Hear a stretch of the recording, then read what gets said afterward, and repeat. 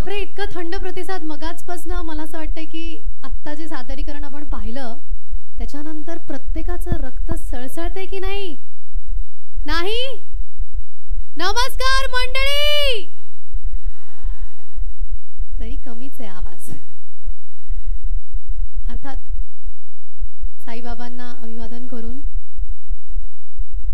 इथे उपस्थित सर्व मान्यवर आणि सर्व पालक आणि विद्यार्थी, ते समोर नाही आहेत, बॅकस्टेज आहेत, पण आय एम शुअर त्यांच्यापर्यंत आवाज पोहोचत असेल. कुठून सुरुवात करू? ॲक्च्युली मी मगाशी खूप विचार करत होते की मी काय म्हणायला हवं. खरं तर माझा क्रमही नव्हता आत्ता बोलण्याचा, पण it is a beautiful coincidence की आज मी इथे आलेली आहे आणि मी तुमच्यासोबत खाली प्रेक्षकांमध्ये बसलेली असताना महाराणी ताराबाईंचा इतका सुंदर परफॉर्मन्स सादरीकरण इथे झालं. जोरदार टाळ्या आधी या सगळ्या मुलांसाठी. खूपच प्रभावशाली असा हा परफॉर्मन्स होता. आणि मी मनाली मॅमना सांगितलं की माझं जे नंतर होतं भाषण ते अलीकडे करता येईल का, कारण मला अलीकडे बोलायला आवडेल.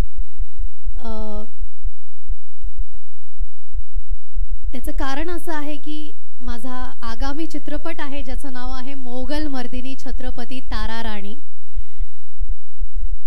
याविषयी मनाली मॅडमला पण माहिती नव्हतं आणि मला इथे बोलवण्याचं तर ते कारण नव्हतंच, पण ज्याला म्हणतो ना डेस्टिनी, नशीब, सुंदर योग, सुवर्ण योग जुळून येणे, ते आज इथे झालं. आणि आज मला जे सादरीकरण पाहायला मिळालं ते बघून मी भारावून गेले. पण म्हणून इथे येण्याची जी संधी मला मिळाली आहे त्याचं समीकरण इतकं सुंदर जुळून येईल असं मला वाटलं नव्हतंच. मी या समीकरणावर येईन. तत्पूर्वी मी आजपर्यंत बऱ्याच मराठी चालतंय ना सगळ्यांना का इंग्लिशमध्ये बोलू? मिक्स करू? सगळ्यांना येतंय मराठी? कळतंय सगळ्यांना? नाही, आवाजच नाही. सगळ्यांना मराठी येतं का? वा. आजपर्यंत मी बऱ्याच स्कूल्स कॉलेजेसच्या ॲन्युअल फंक्शन्सना भेट दिलेली आहे. मी स्वतः शाळेत असताना, कॉलेजमध्ये असताना माझी सुरुवात देखील अशाच मंचावरनं झाली आहे. मला वाटतं कलाकार घडवणे याची सुरुवात आपल्या शाळांमधनं होत असते. आणि तेव्हापासून आत्तापर्यंत जिकडे जिकडे स्नेहसंमेलनाचे कार्यक्रम मी पाहिले आहेत, इतका उत्कृष्ट कार्यक्रम मी कुठेही पाहिला नाही आजवर. आणि हे चित्रपटातला डायलॉग नाही आहे, मी जेन्युइनली अगदी मनापासून हे म्हणू इच्छिते.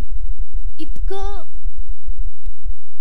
समजून उमजून विद्यार्थ्यांना काय सांगायला हवं, त्यांनी ते आत्मसात करून समोरच्यांना कसं सांगायला हवं. मला नाही वाटत कुठल्याही वार्षिक संमेलनात एवढा विचार केला जातो. नुसती गाणी वाजतात, ती बॉलिवूडचीच असतात आणि मुलं नाचतात, एवढं काय ते आपल्याला ॲन्युअल गॅदरिंगमध्ये बघायला मिळतं. पण आजचा हा जो सोहळा मी पाहते आहे तो इतका वरवरचा नसून खोलवर आहे.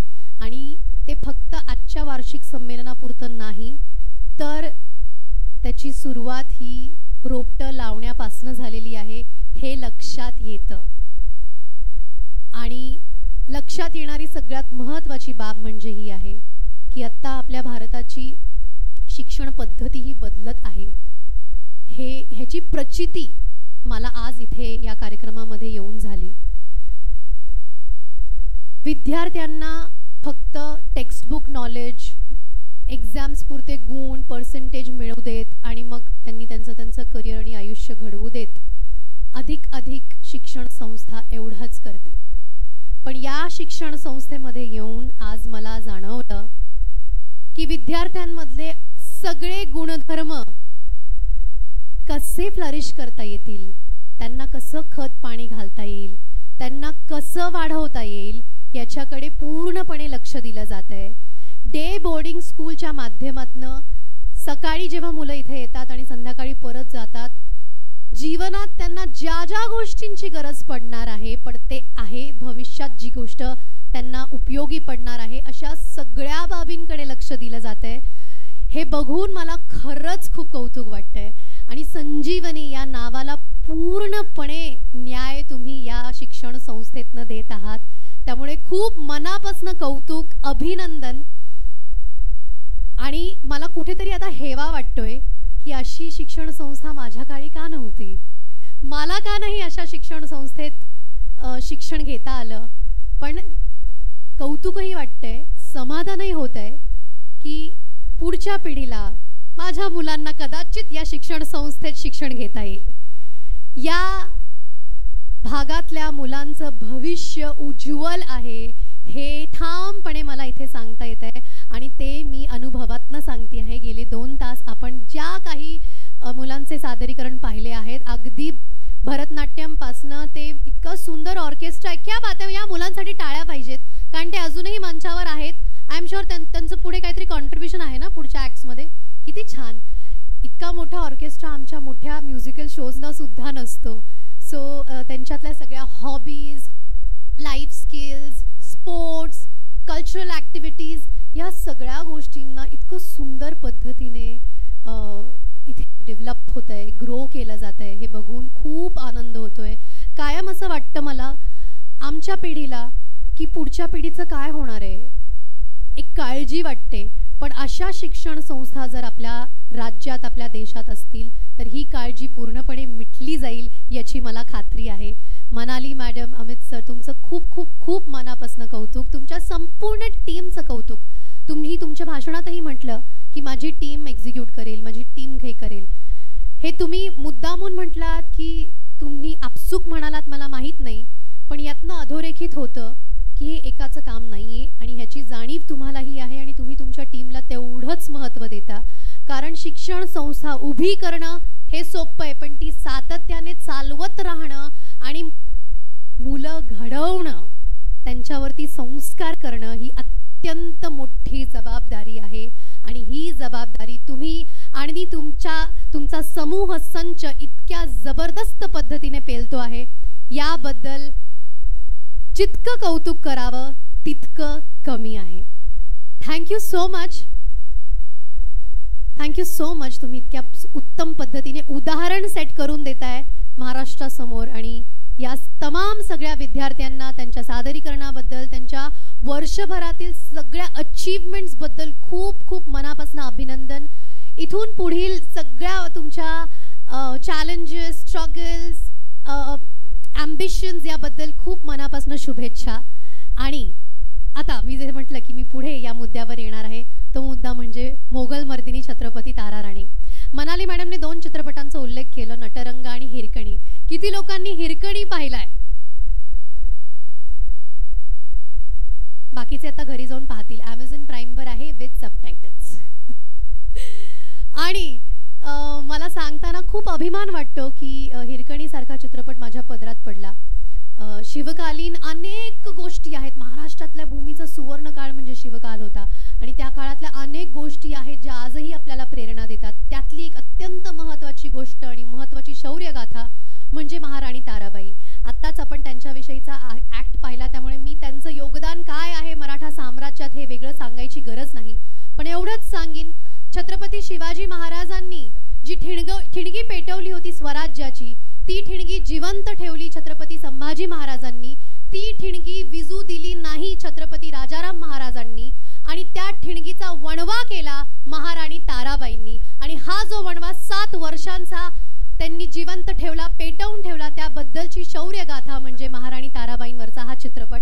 तो आणताना खरंच अभिमान वाटतो. आणि खरं तर इथे काहीही तसं प्रयोजन नव्हतं. चित्रपटाची तारीख प्रदर्शनाची अजून ठरलेली नाही, प्रमोशन मी आत्ता इथे करत नाही, पण हा ॲक्ट इथे झाला म्हणून मला माझा टीजर इथे दाखवायचा आहे.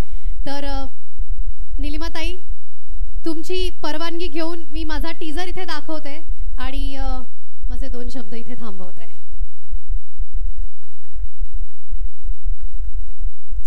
Thank you ma'am. Sonali ma'am, we request you आज इथे कुणीही तारा नाही, कुणीही आई साहेब नाही,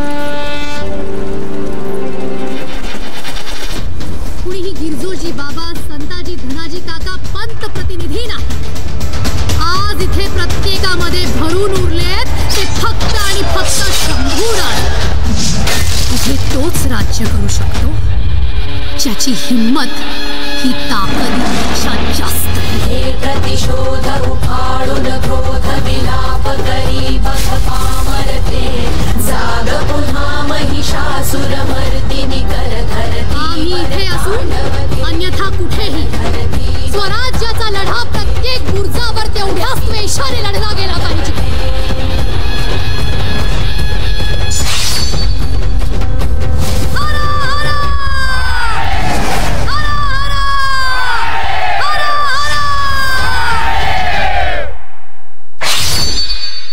Round of applause. Sonali ma'am, you're here at our stage and we cannot miss your signature step. Is that so, audience? Why don't we ask her for the Apsara Ali's signature step? Is it a yes, audience?